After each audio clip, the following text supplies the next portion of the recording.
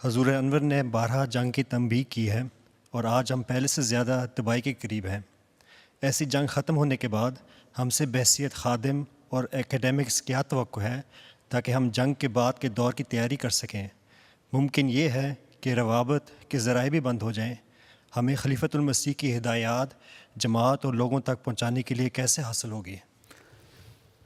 وہ ہدایات کے لیے تو اللہ تعالیٰ راستہ بتا دے گا۔ ٹوٹلی تو بالکل ختم نہیں ہو جاتی دنیا، جتنی مرضی تباہی ہوئے ایک حصہ دنیا کا بہرحال ایک ایسا رہتا ہے جہاں رابطے رہتے بھی ہیں اور رابطے پہنچتے بھی ہوتے ہیں۔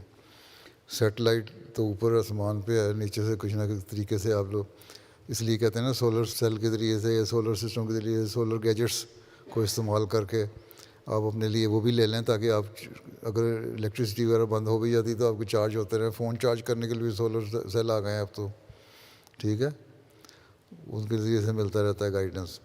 جہاں عمراء کا تعلق ہے ان کو بھی چاہیے، ہر ملک میں سیٹلائٹ فون ملتا ہے ایک، وہ ہر ملک میں کم از کم ایک فون تو رکھیں نا امیر جماعت، تاکہ مرکز سے رابطہ رہے، تاکہ اگر یہ باقی سیل فون جو ہیں اگر ختم بھی ہو جاتے ہیں تو سیٹلائٹ فون کے ذریعے سے کانٹیکٹ رہے۔ ایم ٹی اے کے ذریعے سے اگر آپ کو سولر چارجنگ ہو رہی ہے تو M T A T V بھی چلتا رہے گا آپ کا، ٹھیک ہے، یہاں انتظام اللہ تعالیٰ کرتا رہے گا۔ باقی جنگ کی تباہی سے یہ حضرت مسلم صلی اللہ علیہ وسلم نے جب لکھا ہے جب تباہی ہوگی، یہ نہیں لکھا کہ دنیا ساری تباہ ہو جائے گی، اکثر تباہ ہو جائے گی، انہوں نے کہا بہت بڑی تباہی آئے گی، بہت سے حصے دنیا کے متاثر ہوں گے۔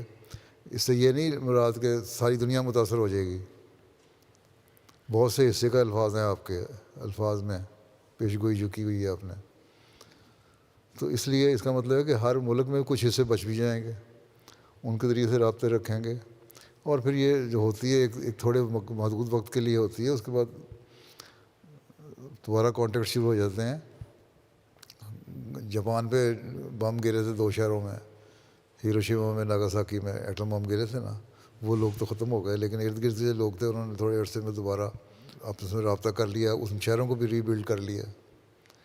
تو یہ عارضی طور پہ کانٹیکٹ ٹوٹتا بھی ہے، تو آپ لوگوں کو آپس میں پلاننگ اس طرح کرنی چاہیے، خدا احمدیہ کو بھی جماعت کو بھی، کہ کون کون سے ایسے پوائنٹ ہیں ہمارے جو سینسٹیو ہیں، جہاں جنگوں کی صورت میں خطرہ زیادہ ہو سکتا ہے، ایسے اسٹریٹجک پوائنٹ جو دشمن کی نظر میں ایسے ہیں جہاں وہ حملہ ضرور کرے اور تباہ کرے، اور ان سے ان قریب علاقوں میں ہم نے کس طرح کانٹیکٹ رکھنا ہے جہاں احمدی رہتے ہیں تاکہ ان سے ہم رابطہ کر سکیں۔ تو یہ پلاننگ کرنی چاہیے۔ باقی مرکز تو ہدایت وہاں مرکز کو دے دے گا، اور وہ مرکز جو ہے وہ جماعتی بھی اور خدا انصار کا بھی لجنہ کا بھی وہ اپنے ذریعے سے آگے اپنے لوگوں کو پہنچاتا رہے۔ تو یہ چیزیں ہیں۔ باقی رہے گی یہ بات کہ دنیا والوں کو کیا ہم بتائیں۔ دنیا والوں کو یہ میں پہلے کئی دفعہ کہہ چکا ہوں کہ آپ لوگ ابھی بتائیں دنیا کو کہ ایک خدا ہے، اس کی طرف آؤ، اس کی بات مانو، اس کی عبادت کرو، اس کا حق ادا کرو، بندوں کے حق ادا کرو۔ اللہ تعالیٰ قوموں کی تباہی صرف مذہب کو ماننا یا نہ ماننے سے نہیں کرتا، اس وقت کرتا ہے جب اخلاقی لحاظ سے بھی بالکل دیوالیہ ہو جاتے ہیں، اتنی کرپشن آ جاتی ہے کہ بالکل ہر لحاظ سے کرپٹ ہو جاتے ہیں، تو اس وقت پھر اللہ تعالیٰ کا عذاب بھی آتا ہے۔ اس لیے ان کو یہی بتاؤ کہ لوگوں کے بھی حق ادا کرنے ہیں، اور یہ برائیاں جو ہیں دنیا کی اس سے بے حیائیاں پھیل رہی ہیں، ان سے بھی بچنا ہے ہم نے۔ اور یہ تو ہم بتا رہے ہیں آج، اس کے بعد جو جنگ ہوگی اس میں جو تباہی ہوگی اس کا اندازہ بھی نہیں کر سکتے۔ جرمنی والوں کو تو لوگوں کو خیال ہے اب کہ تباہی آنی ہے اور انہوں نے مرنا ہے اور پتہ نہیں کیا کچھ ہوگا، لیکن جو حکومت ہے وہ مثلا اب اسرائیل کی حمایت میں اتنی حد تک چلی گئی ہے کہ وہ کچھ سننے کو تیار ہی نہیں ہے۔ ان کے کیا انٹرسٹ ہیں وہ اللہ بہتر جانتا ہے، لیکن یہ ہے کہ اس سننے کو تیار نہیں۔ تو آپ لوگوں کو پہلے لوگوں کو ہوشیار کر دیں تاکہ جب یہ ہو جائے پھر لوگ آپ کی طرف توجہ کریں، پھر لوگ خدا کی طرف بھی آئیں اور آپ کو تبلیغ کرنے کا موقع بھی ملے، ٹھیک ہے۔ جی، جزاک اللہ۔